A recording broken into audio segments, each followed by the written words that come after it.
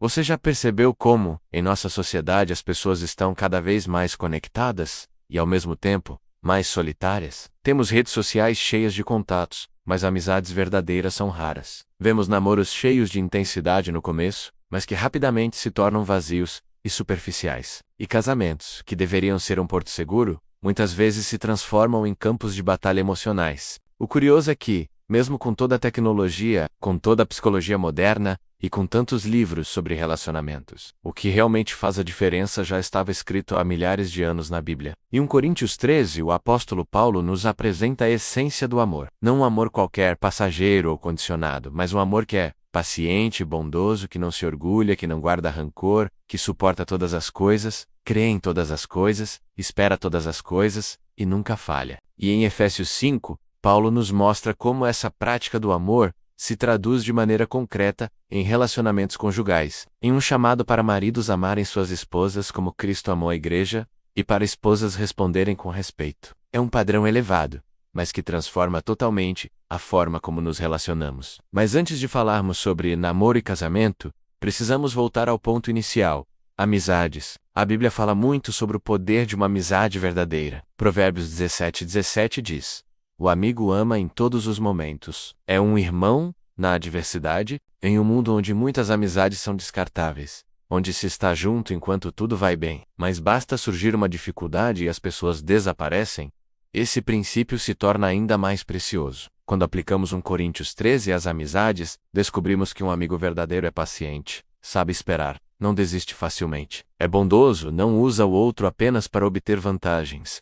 Não tem inveja, mas celebra as conquistas. Não guarda rancor, mas perdoa. Quantas amizades poderiam ser resgatadas se houvesse mais paciência, mais bondade e mais perdão? Se você tem um amigo assim, valorize. E se você deseja ser esse amigo, decida hoje praticar o amor verdadeiro em suas relações, seguindo para o namoro. Aqui encontramos talvez um dos maiores desafios da nossa geração. Muitas vezes o namoro é visto apenas como diversão, como uma fase para experimentar até encontrar alguém definitivo. Só que esse pensamento gera feridas emocionais, traumas e relacionamentos rasos. Quando trazemos a lente da Bíblia, percebemos que o namoro deve ser um tempo de construção, de aprendizado mútuo, de respeito aos limites. Efésios 5 nos lembra que o amor verdadeiro é sacrificial, é entrega. Isso significa que em um namoro saudável não há espaço para manipulação, para ciúmes doentios ou para pressão sexual fora do tempo certo. Há espaço sim para companheirismo, para planos compartilhados, para aprender a respeitar as diferenças e para crescer juntos em direção a um futuro em comum. E aqui é preciso fazer uma pausa para uma aplicação prática.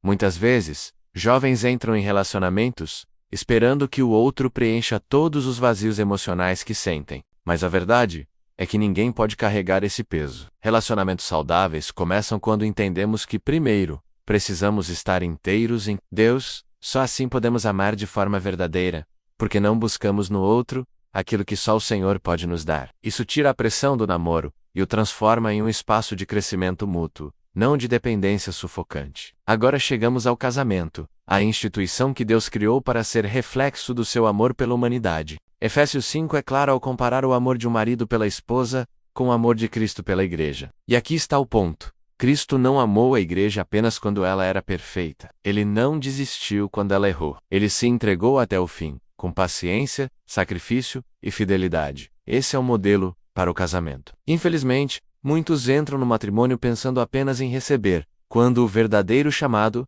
é para dar. O marido que ama como Cristo não se coloca acima da esposa, mas a valoriza, a honra, a protege. E a esposa que respeita como a Bíblia orienta, não é submissa de maneira opressiva, mas reconhece no marido um parceiro com quem caminha lado a lado. É uma relação de reciprocidade, onde ambos buscam servir um ao outro. Mas talvez você esteja pensando, isso é lindo, mas na prática é muito difícil, e é verdade. É difícil porque exige abrir mão do orgulho, exige perdoar quando fomos feridos, exige paciência quando parece que o outro não muda. Só que é justamente nesse processo que o amor se torna verdadeiro. O perdão, por exemplo, é uma das chaves mais poderosas para manter um relacionamento saudável. Em Colossenses 3:13, Paulo nos lembra: suportem-se uns aos outros e perdoem as queixas que tiverem uns contra os outros. Perdoem como o Senhor lhes perdoou. Quando trazemos isso para dentro dos relacionamentos, entendemos que sempre haverá falhas, Sempre haverá imperfeições, mas o perdão constrói pontes onde o rancor ergue muros. Aqui vai uma reflexão importante. Quantos casamentos se destruíram, não por falta de amor, mas por falta de perdão? Quantas amizades se romperam, não porque não havia mais afinidade, mas porque ninguém quis dar o primeiro passo para reconciliar? Quantos namoros saudáveis poderiam florescer se houvesse mais respeito aos limites e menos pressão para atender expectativas doentias? Tudo volta à essência: amor, respeito e perdão. E para ilustrar melhor, pense na história de Ruth e Boaz. Ruth, uma estrangeira, viúva e sem perspectivas, demonstrou lealdade e caráter ao permanecer com Noemi. Boaz, um homem justo e temente a Deus, percebeu essas qualidades e a tratou com respeito e generosidade. O relacionamento deles não começou baseado em paixão descontrolada, mas em respeito mútuo, em caráter e em temor a Deus. Esse é um exemplo de como relacionamentos saudáveis são construídos em fundamentos sólidos, não em aparências ou interesses passageiros. Outro exemplo marcante é José e Maria. Quando Maria ficou grávida pelo Espírito Santo, José poderia ter a abandonado, poderia ter exposto sua noiva à vergonha pública. Mas, por amor e respeito, decidiu agir em silêncio para protegê-la, até receber a confirmação divina sobre o plano de Deus. O que isso nos ensina? Que relacionamentos verdadeiros exigem confiança, proteção mútua e fé. E talvez você se pergunte: como aplicar isso no dia a dia? A resposta é simples, mas exige prática. Nas amizades, comece sendo você o amigo que perdoa, que apoia, que não inveja. No namoro, estabeleça limites saudáveis, construa com base no respeito, e lembre-se: mais importante que encontrar a pessoa certa é ser a pessoa certa. No casamento, pratique diariamente pequenos atos de amor e de serviço. Muitas vezes pensamos que amor se expressa apenas em grandes gestos, mas ele está no dia a dia, em ouvir com atenção, em ajudar nas tarefas, em ceder em uma discussão, em escolher, não levantar a voz, em pedir perdão quando erra. E aqui vai uma pausa para um pedido importante.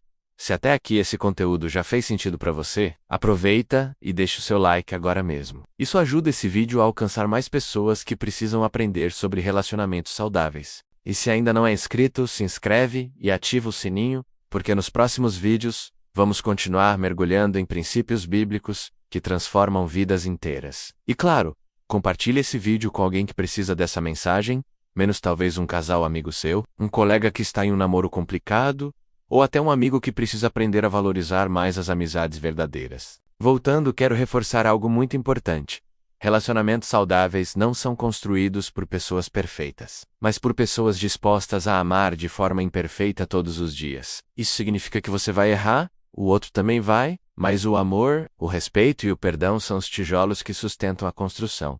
Paulo nos lembra em 1 Coríntios 13 que o amor nunca falha. Pode até parecer frágil, mas é a força que sustenta amizades de anos, namoros duradouros e casamentos que resistem às maiores tempestades. Então a pergunta que fica é: você está disposto a viver esse padrão de amor? Está disposto a colocar em prática a paciência, a bondade, o respeito e o perdão? Porque a verdade é que não existe fórmula mágica para relacionamentos. Existe decisão. E, se hoje você decidir viver o amor que a Bíblia ensina, verá transformação não só nos relacionamentos, mas em toda a sua vida.